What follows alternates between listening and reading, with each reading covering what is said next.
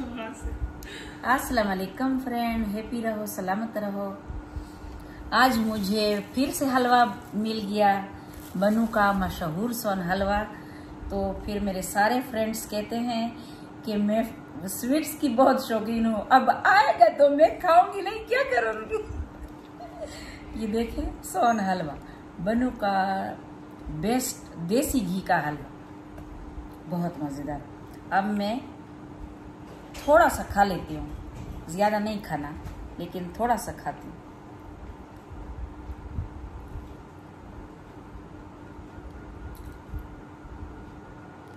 बहुत मज़ेदार। देसी घी की चीज़ें मैं छोड़ ही नहीं सकती। देसी घी मुझे बहुत पसंद है, बहुत ज़्यादा, बहुत ज़बरदस्त। अब मैं थोड़ा थोड़ा खाती हूँ, ज़्यादा नहीं खाती, लेकिन खाती देसी घी वाली चीज़ हूँ।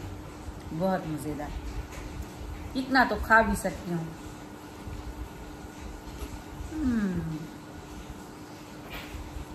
बहुत मज़ेदार। बाकी मेरी फैमिली खा ले।